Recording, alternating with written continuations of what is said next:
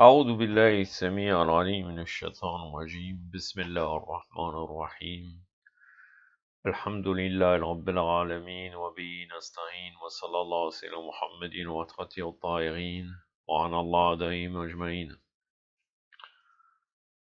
Toujours la suite des cours sur la croyance, la lecture d'El-Kafi. Nous sommes toujours dans le tome 2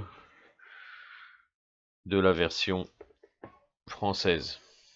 Kitab el-Hujja, le livre de la preuve, le chapitre numéro 10, la page 51, ça va être sur le fait que les imams alayhi salam sont des guides. Ça va être très court, il n'y a que 4 hadiths et je vais en prendre que 2. Donc c'est une vidéo qui fera une dizaine de minutes, voire 15 minutes, en comptant le passage que je vais vous lire du Mémorial des Justes. Le hadith numéro 1. Un groupe de nos compagnons ont rapporté cet hadith d'Ahmed ibn Muhammad, et lui de Hossein ibn Saïd, et lui de Naz ibn Zawaid, et de Fazallah ibn Ayoub, et eux de Moussa ibn Bakr, et lui de Fuzayl, qui avait dit: une fois j'ai demandé à Aba Abdullah, c'est-à-dire l'imam Sadiq alayhi salam, au sujet de ce noble verset, et à chaque peuple un guide. Surat al-Ra'd, le verset 7. Je vais vous lire en entier, car avant il y a: tu n'es qu'un avertisseur, à chaque peuple un guide. Et dans le deuxième hadith que je vais vous lire, ça va être le commentaire aussi de tu n'es qu'un avertisseur. Donc la sourate al-Ra'd, c'est la sourate du tonnerre. C'est la sourate numéro 13.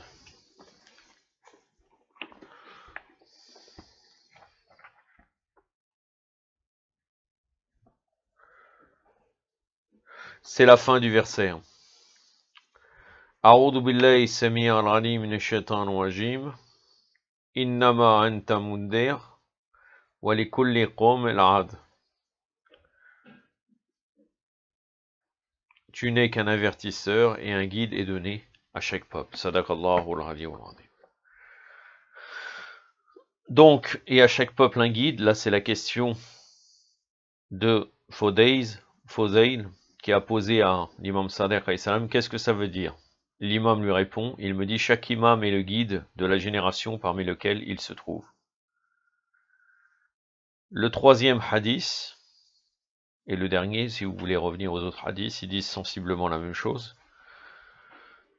Le troisième hadith, Hossein ibn Muhammad al-Ashari rapportait cet hadith de Mu'ala ibn Muhammad, et lui de Muhammad ibn Jumur, et lui de Muhammad ibn Ismaël, et lui de Sardan, et lui d'Abu Basir, qui avait dit: une fois je demandais à Abi Abdullah, c'est-à-dire l'imam Sadiq alayhi salam, au sujet de ce noble verset, et tu n'es qu'un avertisseur, et à chaque peuple un guide. Donc toujours la même référence, Surat al-Ra'd, la sourate du tonnerre, le verset numéro 7. Il dit: le messager d'Allah sallallahu alayhi wa sallam est en effet l'avertisseur, tandis qu'Ali alayhi salam est le guide. Ô Abu Muhammad, y a-t-il aujourd'hui un guide parmi vous? Je répondis: oui, que je donne ma vie pour vous. Il y a toujours eu un guide parmi vous, venu l'un après l'autre, et ce jusqu'à ce que la direction vous ait été parvenue. Il dit: que la grâce d'Allah te soit accordée, ô Abu Muhammad. Si un verset avait été descendu au sujet d'un seul homme, et que cet homme venait à mourir, le verset devait mourir lui aussi, et le livre aussi devait mourir. Mais le livre est toujours en vie, et il coule en mouvement continuel parmi ceux qui sont restés, tout comme il avait coulé parmi ceux du passé. Là, on peut dire que le verset est le verset coranique, ou bien le verset, le haya, est un des signes d'Allah, et le haya là est l'imam. C'est-à-dire, si le haya ce serait qu'un seul homme, on peut comprendre ça aussi autrement, qu'est-ce qui est lu. Et si cet homme venait à mourir, donc le signe d'Allah, le haya, ou le verset devait mourir lui aussi. Et le livre aussi devait mourir, car l'imam est le Coran parlant. Et le livre est toujours en vie, car c'est à travers l'imam que le livre est toujours en vie, et il coule et en mouvement continuel parmi ceux qui sont restés, tout comme il l'avait coulé parmi ceux du passé. Voilà, c'est un petit commentaire de ce hadith. Nous avons terminé. La prochaine fois, Inch'Allah, nous serons dans le chapitre 11, qui est aussi assez court. Ça sera sur le fait que les imams, alayhi salam, sont les gardiens des affaires d'Allah et les trésoriers de sa connaissance. Nous arrivons à une petite histoire du Mémorial des Justes. Là, aujourd'hui, c'est en l'occurrence le volume 1, la page 24. Cela s'appelle « L'homme qui demanda un conseil ». Un homme est venu du désert, arriva à Médine, et parvint en présence du prophète, sallallahu alayhi wa alayhi. Sollicitant un conseil directeur, le prophète lui dit « Ne t'emporte pas, et rien de plus ». L'homme regagna sa tribu, il se trouve que de retour parmi les siens, il apprit qu'un événement important s'était produit en son absence, à savoir que des jeunes de sa tribu avaient dérobé les biens d'une autre tribu, laquelle avait usé de représailles. La situation avait peu à peu abouti à un point délicat et chacune des deux tribus avait aligné une troupe contre l'autre, toutes deux prêtes à la guerre et au combat. Cette nouvelle excitante suscita son courroux.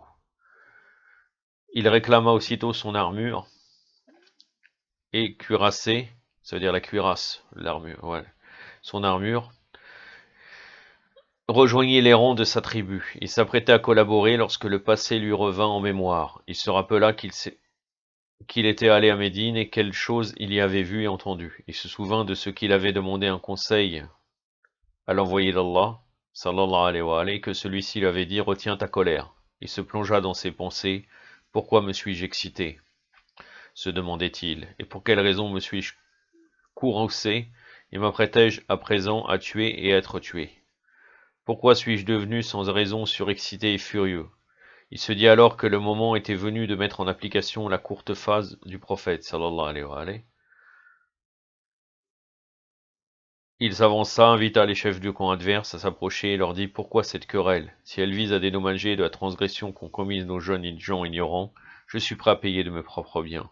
Il n'y a pas de raison que nous nous acharnions les uns sur les autres pour une chose pareille, que nous versions le sang les uns des autres. » Le camp adverse, qui avait entendu les propos sensés et magnanimes de cet homme, se vit stimulé dans son zèle et sa générosité. « Nous ne valons pas moins que toi, dirent-ils. Puisqu'il en est ainsi, nous renonçons radicalement à notre revendication. » Et les deux camps regagnèrent leurs tribus respectives. Donc le prophète, sallallahu alayhi wa alayhi, a donné un conseil qu'il a pu mettre automatiquement, directement en application à travers ce conflit qui avait lieu entre les deux tribus pour une chose futile. Et il a vu automatiquement, bien sûr, le prophète sallallahu alayhi wa sallam, dès qu'il a vu cette personne, il a compris qu'il avait un problème de colère. C'est pour ça qu'il lui a juste donné ce conseil, et ce conseil, mashallah, il a réussi à réconcilier des personnes. Et il y a un hadith qui dit, la réconciliation est meilleure que la prière et le jeûne. Yaktafi min ada wa sallallahu alayhi wa sallam Muhammadin wa trati wa tahirin. Wassalamu alaikum wa rahmatullah.